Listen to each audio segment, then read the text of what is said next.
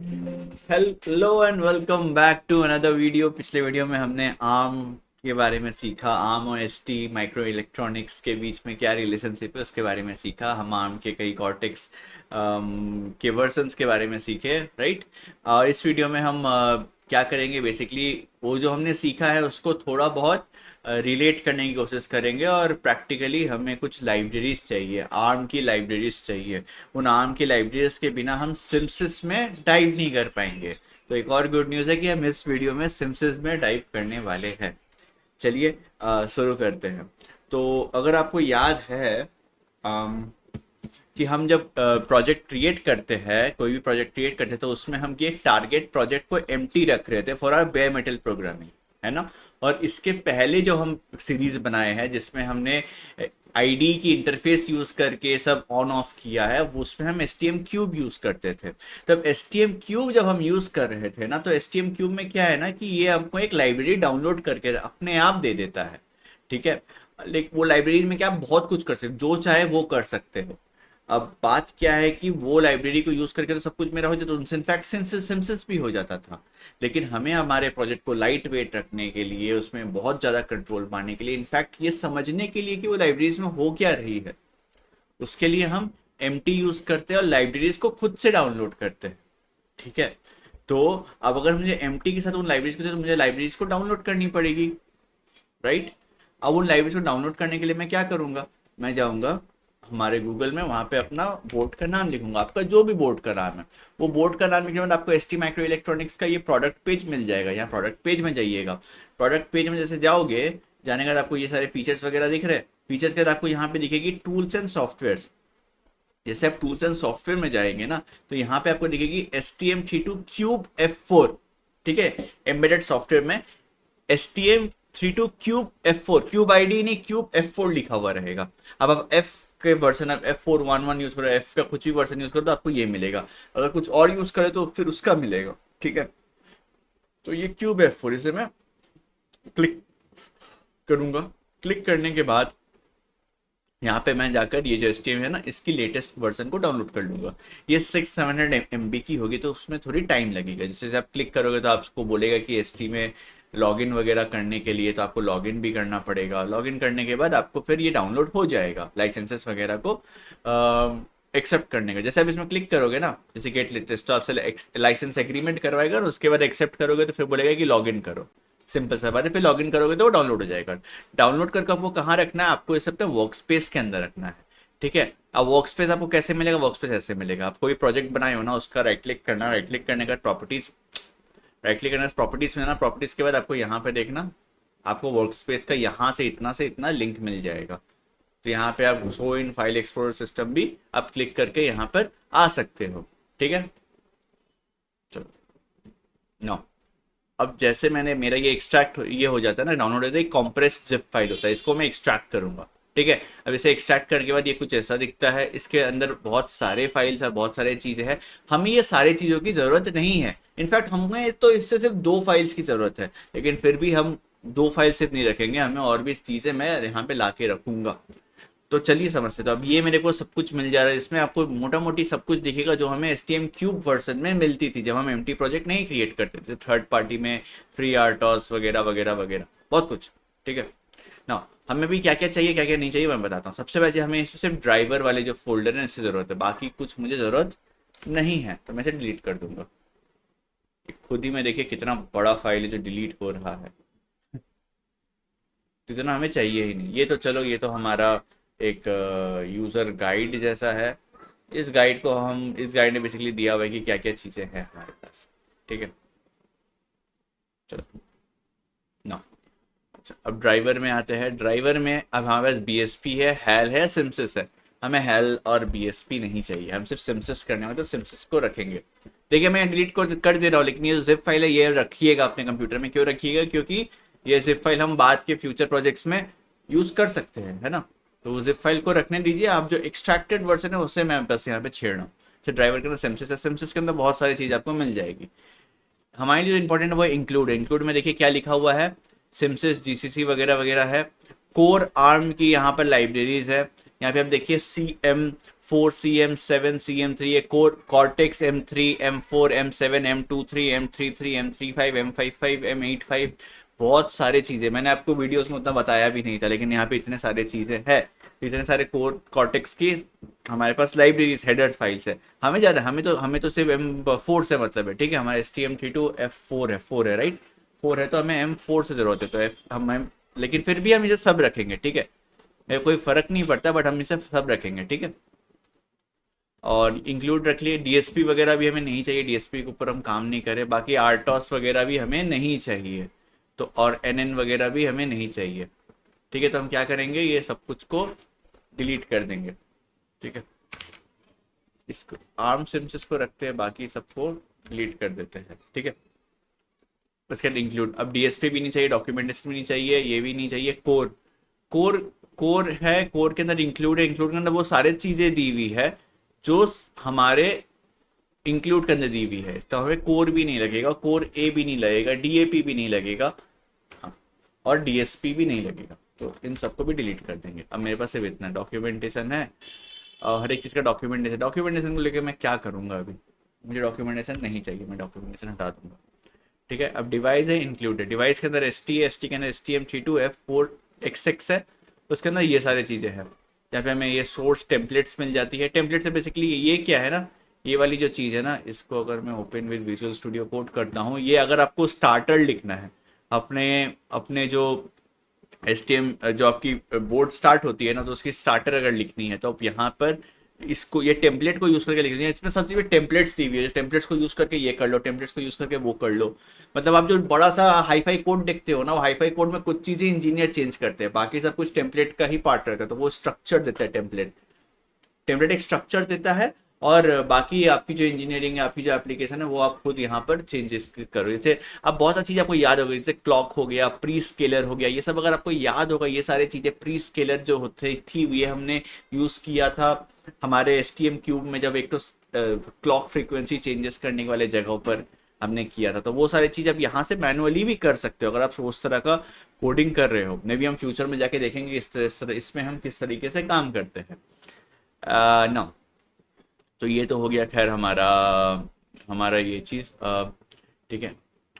इसे मैं बंद बंद नहीं, चलो मिनिमाइज कर देता हूँ। अच्छा, इसके बाद हमारा टेम्पलेट्स हो गया। टेम्पलेट से बहुत सारी चीज़ दी है, टेम्पलेट से भी कोई जरूरत नहीं है, हमें इंक्लूड से जरूरत है। इंक्लूड में हमारा सारा हेडर फाइल्स है ये, और क्या चीज़ की हेडर फाइल्स है, ये है हमारी जो बोर्ड है, वो बोर्ड की हेडर फाइल है। STM32F401 XC और XE एक्स में आर आ जाएगा, ई, तो ये हमारी हेडर फाइल है। हम इसे एक बार खोल के देखते हैं। ओके, जिसे ऐसे खोलोगे ना, तो अब ये देखिएगा, यहाँ पे जो आईओ लिखी हुई है ना, ये जो आईओ लिखी हुई है, ये आईओ इज नथिंग बट, वो वॉलेटाइल हम लिख रहे थे स्ट्रक्चर में, तो ये जो कोड हम लिख रहे हैं ना, ये वाला वॉलेटाइल को जगह आईओ लिखा जाता है। यहाँ पे एक स्टैंडर्ड है जिसे हम बोलते हैं मिश्रा सी स्टैंडर्ड, उसमें हम वॉलेटाइल नहीं लिखते, उसमें आईओ लिखते हैं। बस स्टैंडर्ड का फर्क है, बाकी सब कुछ सेम है, ठीक है। तो इसको भी हम बेसिकली डिफाइन कर सकते हैं, वॉलेटाइल आईओ कैसे डिफाइन कर सकते हैं, बट चलो यहाँ वॉलेटाइल। तो ये जो स्ट्रक्चर आप देख रहे हो, ये जिसको हमने पिछले वीडियो में, स्ट्रक्चर वाले वीडियो में किया था, वो सेम चीज यहाँ पर दी हुई है स्ट्रक्ट के टाइम से, देख रहे हो वो सब कुछ।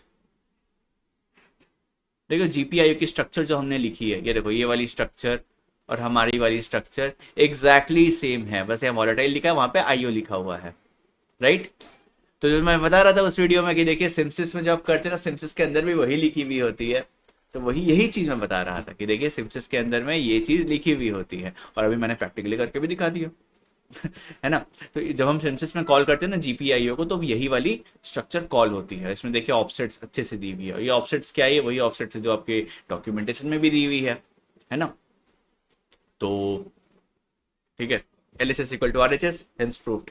एनीवे, मूविंग नाउ, अब हमारे पास ये इंक्लूड हमने देख लिया, सारे कोड्स को देख लिया ना, कोड्स को देख लिया कि क्या इंपॉर्टेंट है, मतलब यही वाला फाइल इंपॉर्टेंट है, बाकी सारे फाइल्स इंपॉर्टेंट नहीं है, फिर भी हम सब रख लेंगे, क्योंकि अब आपके लिए 401 नहीं होगा, आप शायद 411 में काम कर रहे हो, 412 में, 413 में काम कर रहे हो, किसी में भी आप काम कर सकते हो, ठीक है। आप अपने हिसाब से उसे चूज करोगे। ऑल राइट, तो वैसे मैंने 2 फाइल्स ही चाहिए, लेकिन मैं सभी रखूंगा, ठीक है ना। जब हमें ये दो फोल्डर से, ये इंक्लूड फोल्डर और डिवाइस फोल्डर, बाकी सब कुछ हमने हटा दिया है। ऑलराइट, बाकी सब कुछ हमने हटा दिया है। अब हम क्या करेंगे, ठीक है, अब यहाँ पर हम आएंगे, हमें अब इन सारी चीज़ों को डाउनलोड करना। डॉक्यूमेंटेशन में मैं हटा देता हूँ, डॉक्यूमेंटेशन की जरूरत नहीं है। और ये वाली जो है ना HTML, ये भी जरूरत नहीं, सिर्फ ड्राइवर जरूरत है, सिर्फ ड्राइवर जरूरत है। ड्राइवर्स के अंदर सिम्सेस के अंदर इंक्लूड और डिवाइस के अंदर एस टी इसके अंदर ये इंक्लूड, यही ज़रूरत है। मुझे ये भी ज़रूरत नहीं है और ये भी ज़रूरत नहीं है, ठीक है। सोर्स हम बाद में यूज़ कर सकते हैं, बाकी ये सारे चीज़ें हैं, ठीक है। ऑलराइट, सिर्फ दो फाइल्स, दो फोल्डर ज़रूरत है। अब हम आते हैं STMQID में, इतना हो गया ना हमारा। हम इसका एक और कॉपी बनाते हैं, ठीक है, कॉपी एंड पेस्ट।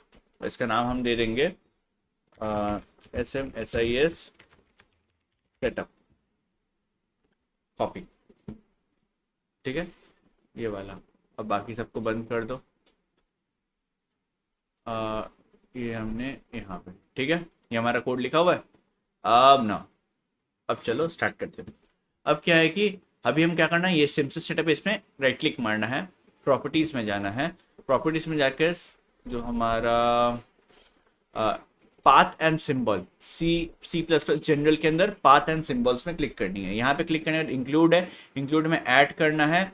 फिर उसके बाद देखिए इंक्लूड में आएंगे, ऐड में क्लिक करेंगे, फिर सिस्टम फाइल में क्लिक करेंगे। उसके बाद हमें आना है, जो हमारा वर्क स्पेस है ना, वर्क स्पेस का जो लिंक है वहाँ पे आकर ये जो हमने एक्सट्रैक्ट किया था इसके अंदर ये इंक्लूड, पहले हम इंक्लूड को सिलेक्ट कर लेंगे और इसे हम पाथ में ऐड कर देंगे, ठीक है। फिर हम ऐड करेंगे हमारे डिवाइस ST, इसके इंक्लूड को हम ऐड करेंगे, ठीक है। इसके इंक्लूड को, दोनों इंक्लूड को मैंने ऐड कर लिया, बस इतना है, अप्लाई एंड क्लोज। ऑलराइट, इतना हम कर लेंगे। उससे क्या होगा कि हमारा इंक्लूड stm32fxx.h, ठीक है। यही नाम था ना, नाम मेरे को चेक कर लेने दीजिए। सिम्सिस डिवाइस ST f4xx, अच्छा सॉरी, इसलिए एरर दे रहा है, f4xx.h, ठीक है। जैसे हम ये कर लेते हैं, ठीक है, इंक्लूड कर लेते हैं और इसको हम बिल्ड करके देख लेते हैं कि ये बिल्ड होता है कि नहीं। चलिए मैं इसे बिल्ड करता हूँ। अच्छा, मैं बिल्ड करता हूँ, देखिए नीचे में एरर आ गया, ठीक है। Please select the first target of the access. Of course मैंने f4xx दिया है, हमने यहाँ पर वो नाम नहीं दिया है, पर वो नाम हम देंगे कैसे, चलिए उसे देखते हैं। उसे देखने के लिए मैं क्या करूँगा, कंट्रोल+ या क्लिक करूँगा, ऐसे कोड में आऊँगा। तो कोड में नीचे आओगे तो अब क्या देखोगे ना, अब देखोगे कि ये देखिए, अगर ये डिफाइंड नहीं है तो प्लीज इंक्लूड कर। तो हमें डिफाइंड है तभी इंक्लूड, नहीं तो डिफाइन करना पड़ेगा। तो हमें डिफाइन करना पड़ेगा कि हम कौन सा वेरिएंट यूज कर रहे हैं। फॉर इंस्टेंस कि मैं कौन सा यूज करूंगा, मैं ये वाली वेरिएंट यूज करूंगा, राइट। ये जो है STM401 मेरी RE है, तो R की जगह X दी हुई है, ठीक है। तो हम R ही जो है ना इसी में कॉपी करूंगा, ठीक है, इसे मैं कॉपी करूंगा। मैं फिर से यहाँ जाऊंगा, राइट क्लिक मारूंगा, प्रॉपर्टीज में जाऊंगा, प्रॉपर्टीज में जाने के बाद सिंबल्स में जाऊंगा, सिंबल्स में जाके ऐड करूंगा, नेम में ये ऐड करूंगा और ओके मार दूंगा। That's it. बस सिंबल में नेम में ऐड करना आया, नेम में ऐड किया और ओके मार दूंगा। मैंने अभी कर दिया तो फिर से नहीं मार रहा हूँ। Apply and close. तो अभी हम डिफाइन कर दिए, सिस्टम में एक सिंबल भी डिफाइन कर दिए, ठीक है। लाइब्रेरी इंपोर्ट कर लिया, अब सिंबल भी डिफाइन कर लिया। अब क्या होगा, फिर से एक बार बिल्ड करूंगा। अब बिल्ड करूंगा तो मेरे पास वो एरर नहीं आएगी। इसका मतलब क्या है कि मेरी सिम्सिस की ये लाइब्रेरी अब सक्सेसफुली इंपोर्ट हो चुकी है, ठीक है। अब अगर मुझे लिखनी पड़े, इसकी जगह मुझे अगर GPIO A, ऑलराइट, अगर अभी हम यहाँ RCC ऐसे लिखेंगे तब कोई प्रपोजल यहाँ पे नहीं आ रहा है। इसका मतलब अभी भी कोई दिक्कत है मेरे ये लाइब्रेरी को इंपोर्ट करने में। तो एक बार मैं देखता हूँ, मैंने थोड़ा ट्रबल शूट किया है इसे वीडियो पॉज करके तो मेरे को पता चला कि मैंने एक गलती कर दी है। इंस्टेड ऑफ STM32F401XE मुझे RX लेना है, ठीक है, क्योंकि RE है तो हमें R के बाद X लेना है। क्योंकि हम मुझे याद है कि हम R हमेशा रखते थे। तो हम जाएंगे ये वाले को कॉपी करेंगे। आप ही अपने वाले में जो है वो उसी को कॉपी करिएगा, 401 R उसके बाद X। और उसके बाद हम क्या करेंगे, उसके बाद हम यहाँ जाएंगे, हम प्रॉपर्टीज़ में जाएंगे, यहाँ पे जो सिंबल है ना इससे हम पहले तो इसको डिलीट कर देंगे, यहाँ पे ऐड करेंगे ये और ओके मार देंगे ना, अप्लाई एंड क्लोज। एक सेकेंड एक सेकेंड एक सेकेंड, गलती हो गया, तो मैं फिर डिलीट करूँगा, ऐड करूँगा variable name, okay apply, apply and close, ठीक है, okay apply, apply and close. अब मैं ऐसे करूँगा, मैं फिर से बिल्ड कर लेता हूँ, बिल्ड करने में मेरे को एरर नहीं आ रहा। अब कोई एरर नहीं आ रहा तो अब क्या करेंगे, अब यहाँ पे अगर मैं RCC अब लिखता हूँ और एरो देता हूँ, अभी भी नहीं हुआ, कुछ री इंडेक्सिंग का इशू आ रहा है, कुछ री इंडेक्सिंग का इशू आ रहा है, एक सेकेंड रुकिएगा, री इंडेक्सिंग का इशू आ रहा है।